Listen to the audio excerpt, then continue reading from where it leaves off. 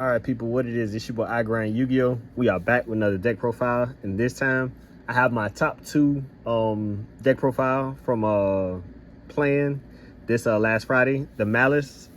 So make sure you like, comment, subscribe. You know, I'm giving you updates on the deck and how I progress or whatever, but I made a couple changes, so let's get into the list. So for this Maliss deck profile, I play 3 Maliss Dormouse, 3 Maliss White Rabbit, and 1 Maliss Chessy Cat. This ratio is pretty good. I mean, you rarely find yourself, you know, bricking with this deck as far as the ratios that I play, but I might want to bump the 1 Chessy Cat up to 2. I have a couple, you know, options in the deck that I could flex around and, you know, move around for the deck ratios or whatever, but this has been pretty good. I mean, I really only want to see the Chessy Cat once, and just to be able to resolve the draw 2 effect or whatever. Any other time, you don't really want to open with it or whatever, but it's a pretty good card, and that's just my ratios for those. Then I play 3 Foalos in the main deck, basically draw power, you know, especially going second with this. It's pretty good. In my top cut match, in going first, I had that Foalos in my hand, and I made, you know, full board or whatever against Bystial, YUGIOH or whatever, and he made extra time, blew up my whole board. I chained Foalos on resolution, and he really wasn't able to, like, you know, play with the follow-up, and I had Ash Blossom in hand, so, you know, this card right here could, you know, basically end games or pass turns. So I played 3 of those in the main deck. Then we have also 3 Ash Blossom Joy Spring, the most generic hand trap in the game. Every deck should be maining this or whatever, so it's pretty good. And then 3 Dimension Shifter in the main. I mean, with Ryzeo, Mitsurugi, and Fiendsmith in the format right now, if you aren't main deck and shifter, I think you're playing the game wrong, because opening up this card right here, especially in this deck, puts you so far ahead, and it stops a lot of hand traps. I think I see a lot of Ghost Ogre coming back into the format as well, but it stops Effect Veiler, you know, a lot of things that has to resolve like in the graveyard. So this card right here being in the main is a big plus and a must for me, I would say, for my deck profile. And then 1 Bystial Magnemite. I played 3 Druid Swarm and 2 Boldrake. I took one of the Druid Swarm out and gave it back to my friend because I was lending it. And this was my YCS Orlando list, so, you know, that's some good info. But I played 1 Magnemite, 3 Druid Swarm, and 2 Boldrake. But the Boldrakes and everything else have been really, really good. I mean, the Bystials really, you know, put some extension into your deck when you have certain plays that don't go through. And also on certain plays, if you get Imperm, the Veiler, then you get stopped. On the resolution, the Maliss monsters in the grave are really, really good to just, you know, extend with on the follow-up turn, or if you have to stop your opponent and they just extra bodies to have. But I play 6 Bystials in the main, which are very, very good. And then for the last month, I play 1 Dotscaper. People say Dotscaper is bad, but this card right here, just the resolving effect of banishing and summoning it back and going to the grave and summoning it back, just being like an extra 2 bodies, is really, really good. So I still play it right now, but I'll be working on this list and updating it or whatever. So this is just for, you know, this gameplay, you know, the matches that I have for this day or whatever. So that's my main monsters, my main monster count right there. Let's get these out the way. And for the spells, I played 3 Malice and Underground. 3 to field spell. I was playing 1 Terraforming, but you don't really want to see too many of these. And most games, the majority of games, I always side one of these out anyway. I mean, if you have multiples in hand, you just want to send it off the Black Cat to just draw 2 or whatever. But I don't really see a game to where you have to use all 3. I mean, if you are, you're in a really, really grindy game. But 3 is really good, and most of the times I always side one out. 2 Triple Tactics Thrust. This card right here is so broken, man. If your opponent interacts with you and, like, you have, like, full combo or whatever, you just resolve that.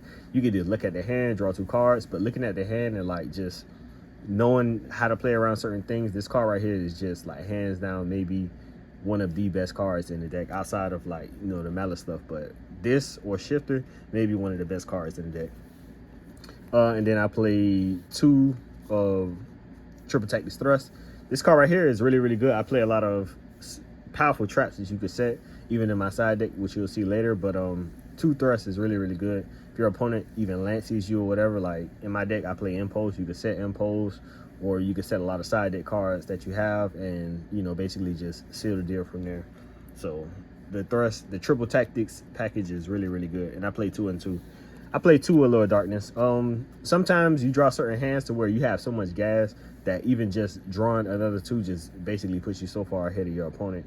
And, you know, even if you draw Shifter for like a 6 card or something like that, just being able to allure it and send it away, you know, is really, really good. So it's pretty good. And you also play the Bystials, which are extra darks that you can send, but you just really want to just send your Malice monsters and get your plays going. And you don't want to really want to use your normal summon or whatever. So just playing 2 of those.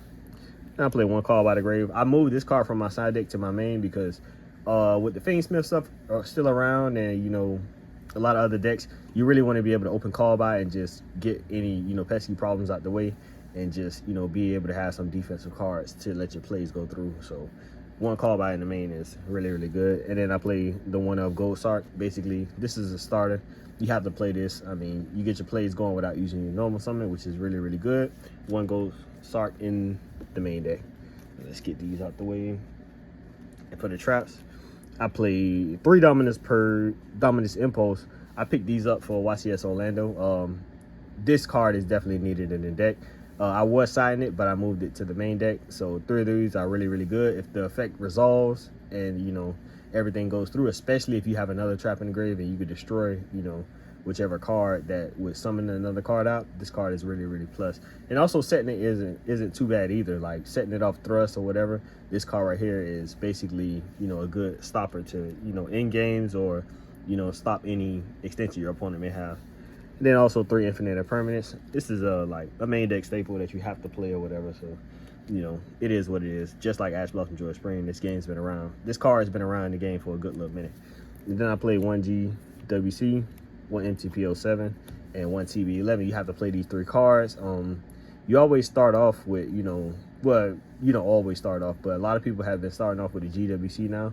But I still somewhat start off with the TB11 most of the times. But there are combos, and the game is changing right now to where you start off and do, you know, different openers or whatever. So that is it for the main deck count. And I believe the main deck count is 43. Let's get into the extra deck.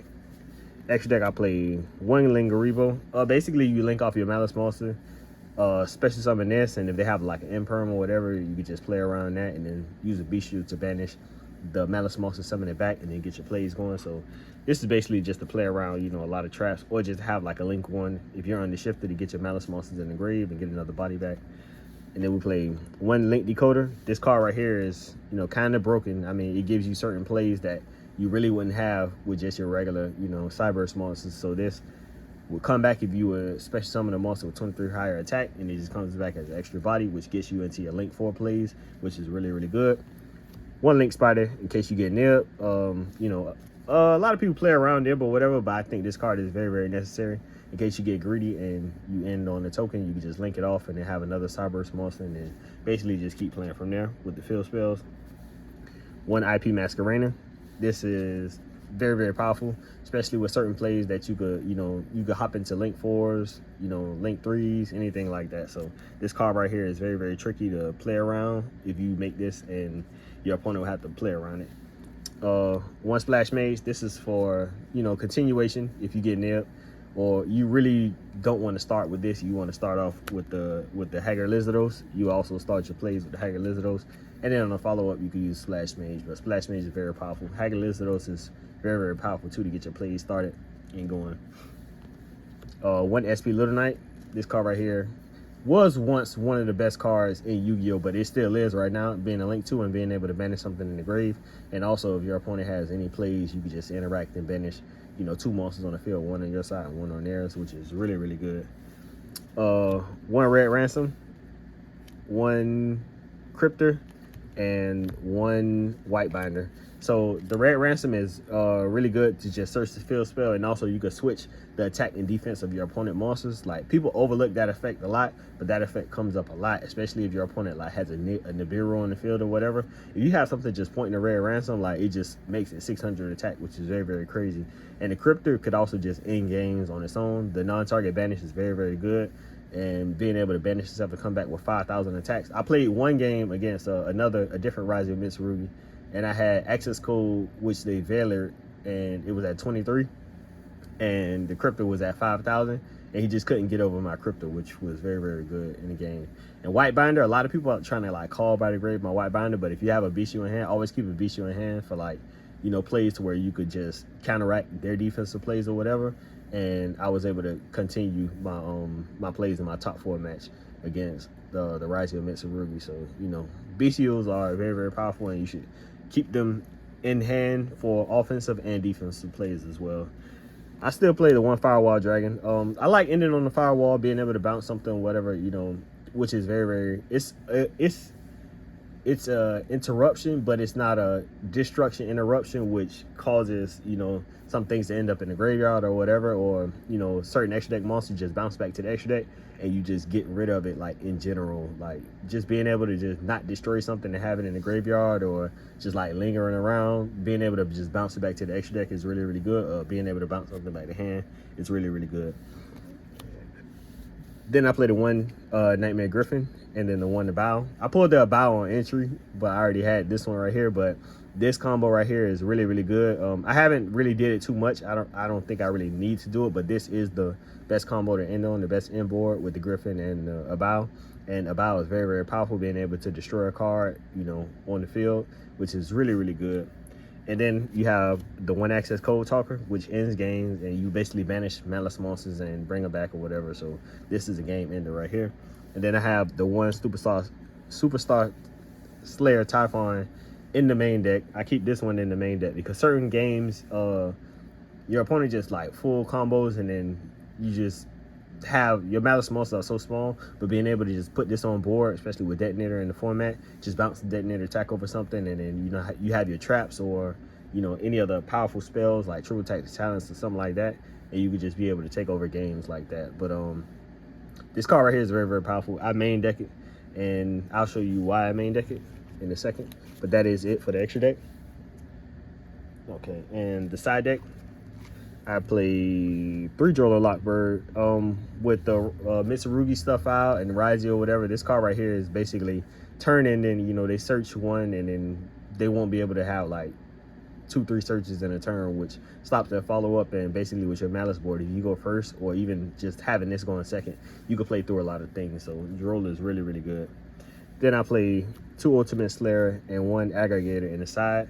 So basically against YUGIOH, you basically want to side the Ultimate Slayer, and then the Aggregator, you just side that in. I usually take out the IP Masquerader when I'm doing that, but yeah, so I take out the IP Masquerader and I put the Aggregator going second, and I keep the Typhon there because you want to have the Typhon going first or second. That kind of, you know, keeps them off guard.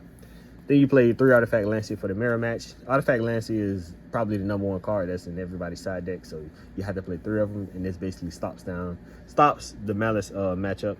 Then for the spice, I have 3 D-Barrier. People kind of get off D-Barrier, but with Mitsurugi being around, with the rituals, and YUGIOH still being in the format, I'm at my locals, I'm the only Maliss player, which is really, really funny, but I love it that way. But this card right here is just another extra option, especially with Thrust, to be able to set and, you know, be able to resolve or whatever. So this card right here also helps.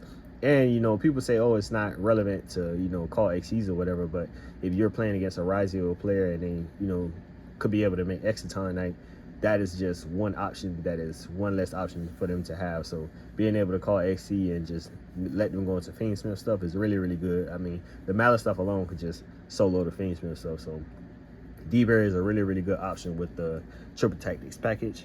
And then also in the main deck, in the side deck, I played 3 Solemn Strike. Solemn Strike is amazing. This card right here is just really, really good. Being able to just strike things on summon and not being able to have it resolve or even effects, and they can't, you know, really, you know, interact. Being a counter trap in itself is very, very amazing. So this card right here going first is like basically game in there. I was siding Solemn Judgment, but this card right here with monster effects, even like hand traps. One time my opponent tried to like follows me on like follow up or whatever, and I just striked it, and I'm like, nah, I'm finna win this game, bro. So certain hand traps or whatever, if you need to end the game and just get a certain play to go through, they really won't. I mean, most of the time they do see it coming. Majority of people side deck Solemn Strike, but if you have a card set, you haven't really resolved it in a while. If you save this card for like the right moment, especially like on a dual drive when they use the effect, or Exciton Knight, or sometimes trying to make access code. Or the best one is when they trying to make the light and dark chaos angel or whatever. You flip this and it's basically like GG after that. You can't really play around a counter trap that destroys also and negates a monster effect. So that is it for my top 2 deck profile. I went 3-on-1 at my locals, which is pretty good. Only Maliss player, so I'm gonna make some changes and fix it up a little bit, and work on my combos. So I definitely give y'all more ideas as they come. But that's my top 2, first place, somewhat top 2 deck profile, going 3-on-1. I wish I could have ended 4-1, but it is what it is. We'll work on that, but I'll keep y'all updated with deck profile. This your boy YUGIOH with the Maliss top 2 deck profile. We out.